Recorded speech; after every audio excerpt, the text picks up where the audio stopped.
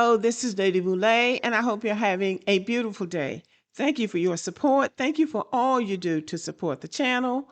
And yes, we are commanded to love one another, whether we want to or not, or whether we agree with each other or not. And today I'm talking about Black Americans and that Black Americans do have Native ancestry. Now, most of us were brought up being told that we had Native American ancestry. I know that my father told us that his grandmother was a part of one of those tribes. But she was black. She looked black with some straight curly like hair. So we never took it seriously because he also said that our family came from Africa in the slave ships. So we were of the families that did come from Africa. And so through the years, Black Americans will say, I have Native ancestry or I have Indian in me. Indian is what we used to say. I have Indian, or my family has Indian blood. But recently, with Henry Louis Gates and other people are saying, no, that's not Indian blood. That's the white man. That's white blood. Well, you have all of it. Well, we have all of it, to be honest. So I have been doing research about this because I really just never took it seriously. I just accepted the transatlantic slave trade and that's it.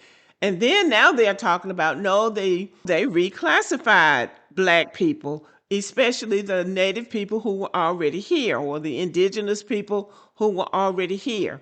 So I have been on a quest to try to find as much of it as I can. So today I have a little bit of information, and I'm not saying this is the last word, but this is what I have learned.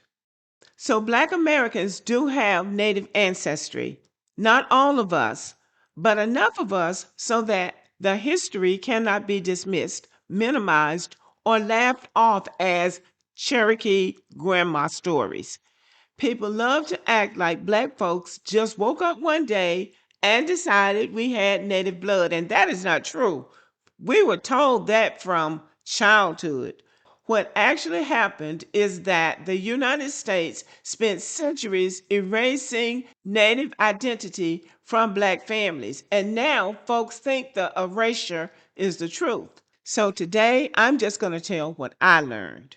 And this is documented history of how Africans and Native people lived together, fought together, married each other, and built communities that shaped Black America. So to start out, if you want to understand Black Native ancestry, you start in the Southeast, not in Oklahoma, not in the Southwest, the Southeast, Virginia, North Carolina, South Carolina, Georgia, Florida, Alabama, and Mississippi. This is where enslaved Africans were first brought, and these were the indigenous people's homelands. Now, let me be clear. My research also said that there were Africans already here, sailors, crewmen. Africans had already explored into this part of the world when the Europeans came. So that's documented history too. Now, this information has been kept from Black people. So we have to search it out. And I went with the status quo for years, but it just got too loud. So I had to go deeper. And that's what I'm doing now. Black people and Native people were living side by side from the 1600s forward on plantations, in frontier settlements, in maroon communities, in trading posts, and in free Black towns. This wasn't rare and it wasn't accidental. This was structural contact for hundreds of years. From the 1600s and in Virginia from the 16 through the 1700s, Native American tribes, and I'm not going to name the tribes because I'm not good with unfamiliar proper nouns, but these Native tribes intermarried with Africans early. These marriages show up in colonial records, tax rolls, and land deeds. These were African, Native, and European communities living together. This is not myth and it's not rumors, it's documented. And one of the clearest examples of Africans and Native Americans intermixing was with the Black Seminoles. African people who escaped slavery. They joined with Creek and Seminole communities. They formed entire black native towns.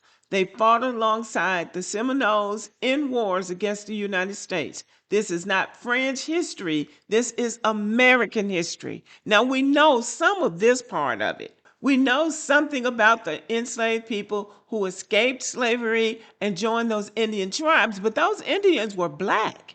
Those people were black. And that's what's not being told. In the town of Tuscaloosa, of which I am very familiar, first of all, Tuscaloosa is named for Chief Tuscaloosa. And Chief Tuscaloosa was black. He was a black Indian. And there is running through West Alabama the Black Warrior River, which is named for Chief Tuscaloosa. Also, near Tuscaloosa County, in Hale County, is Moundville, the town of Moundville. And in Moundville, there is an Indian village. And actually, Moundville has probably the second, I believe it's the second highest mound in the United States. And it is a replica of an Indian village. And the people in those teepees, so to speak, are black. They are black. They have the Indian hair, but they are black with black features. So actually, it's one of the tourist sites of the Tuscaloosa area to go down to Moundville and see the mounds and see the Indian village, as it were. And I'll tell you something else, and I never thought about these things until recently. But when you're in the fourth grade in Alabama, you study Alabama history. And they had a picture of Chief Tuscaloosa. And it was a dark-skinned Indian. He was an Indian, but he was dark. He was black. And that's where Black Warrior came from. He was called the Black Warrior. But now you can barely find a picture of him because now people have come into the knowledge of who were these people, because they didn't look like these people who are calling themselves Native Americans now. Now, back to the topic. People get uncomfortable here because we're dealing with facts, but the 5 so-called civilized tribes enslaved black people. The Cherokee, the Creek, the Choctaw, the Chickasaw, and the Seminole owned slaves in the 1800s. The Cherokee Nation enslaved 1,592, and the Creek Nation enslaved 902 individuals. When you have black people living inside native nations, working, marrying, and having children, they are remaining together during removal and resettlement, you get native ancestry in black American families. This is why Oklahoma has so many black native descendants today. So here comes the part that nobody talks about.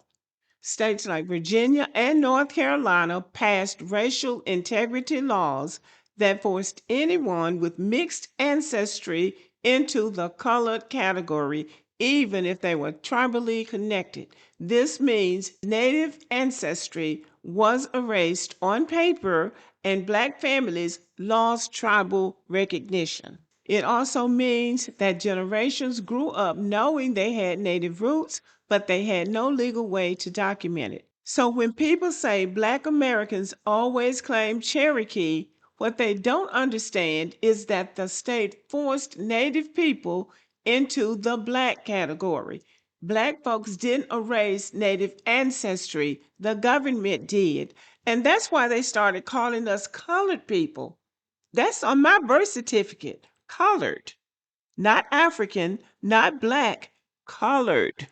The 2020 census recorded 392,853 people identifying as both African American and Native American. And that number is low because many black families were reclassified as black only. Native ancestry was erased by law. Tribes often exclude black descendants from rolls, but even with all that erasure, the data still shows the connection is real. And so you can see Native influence in Black American culture if you know where to look. Gullah Geechee foodways, Black Southern herbal medicine, Southern language patterns, and Maroon communities. Black American culture is not just African plus European. It's African plus Native plus European, shaped by 400 years of proximity and shared struggle.